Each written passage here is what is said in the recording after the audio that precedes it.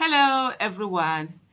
So one of the ways that rulers who have failed their people, who have not given good governance and have not given their people a good way of living, one of the ways they use to take people's attention away from such failure is actually distraction. So if they are not there are many ways: oppress you into silence, come after you, shut you down, make the people not to be able to say anything. But of course, another one which is often used in Nigeria is actually distraction. So they will bring some nonsense thing out there that people will now be focused on, and then little will be said about the failure of what the government is doing, especially like what we have currently in Nigeria, an illegitimate government. So because at this moment, I tell you, in Nigeria, how is it that Bobrisky and whatever gender he says he is, that is the problem of Nigeria?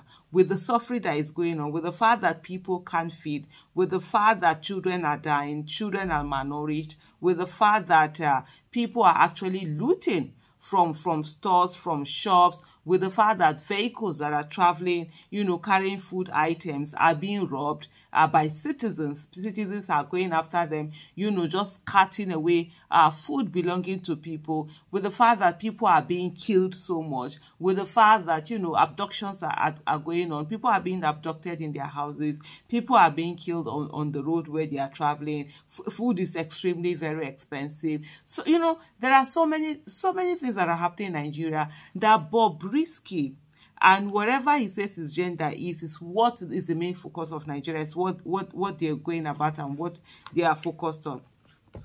Like what we have. So he has been sentenced to jail on what we see as selective, what we call selective justice, because this is something that a lot of people do. A lot of politicians throw monies in the air.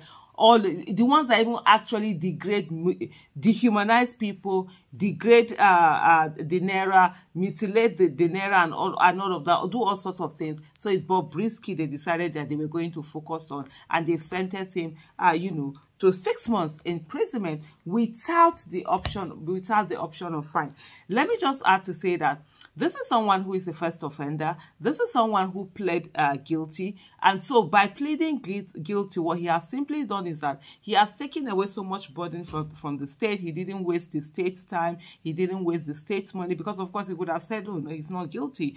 And then the case will linger. The state will have to bring in prosecutors and people to prove it. All of that, time wasted, money wasted, and they could drag it to appeal or whatever it is they're going to drag it to, as much as he wants it to be dragged. But he simply came out to say immediately, oh, he's sorry, he didn't know that it was a crime, and then he pled guilty. Yes, we do know that if something is a crime, if a lack of knowledge will not absolve you from something being a crime or not. But the fact that he plead guilty, and why are you giving him maximum sentence without option of fine, with all of those things? But you could see there's a vindictiveness about that whole sentence. It's selective, and it's beyond just like what he has done. And that's one thing for me. I always say to people, keep your morality aside. When it comes to justice, you might not like someone, you might not like what that person is doing, you might not like their choices, but you have to respect it. And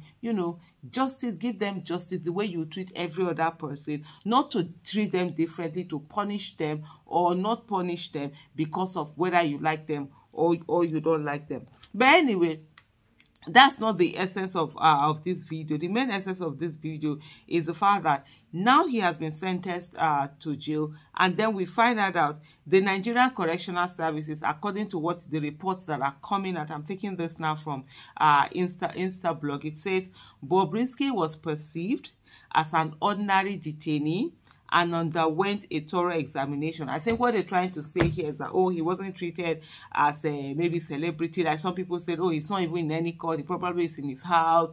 He's chilling. He's doing something or the other. This one, they're just doing it. So they're coming to tell us that he was treated as any other detainee and underwent a thorough examination, which revealed no evidence of gender or genital organ realignment.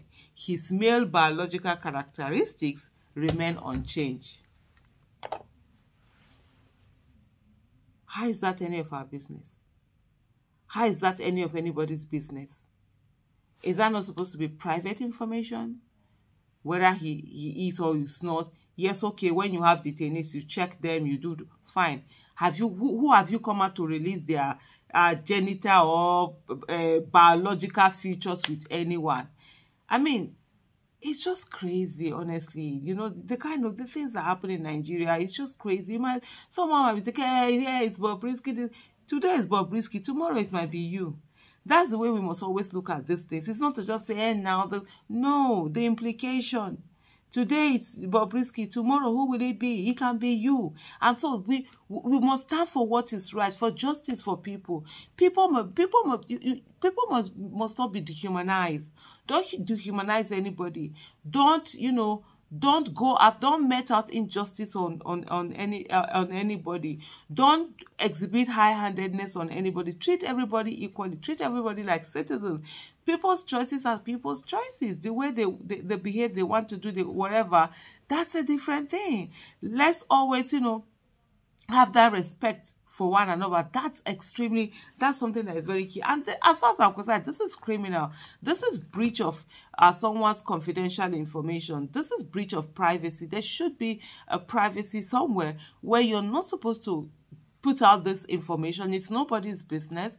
It's your business that you checked him and you go on for it. This is someone that even the Bobrisky himself, in the court when he was asked by the judge what gender he was, he actually said he was male. He didn't say he was a woman. He said he was male. Because before the sentencing, the judge had asked him. And so he said he was, why are you coming out to come and start telling us? How is that our business? How is that the problem that it's on ground?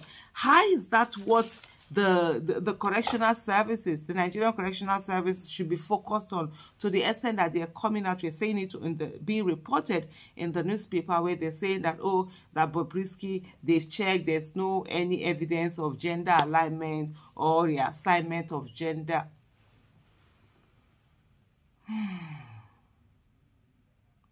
Really? As in really? That's what we are focused on now, whether Bobrisky did this or Bobrisky did not do that. But anyway, congratulations to the failed, rulers in Nigeria, the illegitimate rulers in Nigeria. You're doing well, you're distracting people, you're throwing up all sorts of things so that people are focused on those issues and they're not focused on the fact that you're really failing the people. You're just all over the place. Policies are not there, master strategies with no strategy. You could see that we're just going through, reaction. Should I even call it reaction? Knee-jerk. Yeah, knee-jerk is the word I'm looking for. Knee-jerk approach to economics, to policies, to all everything, governance, and people are really suffering from it. People are dying from it. But here, it's Bobrisky that is the focus of what people are talking about. Oh wow.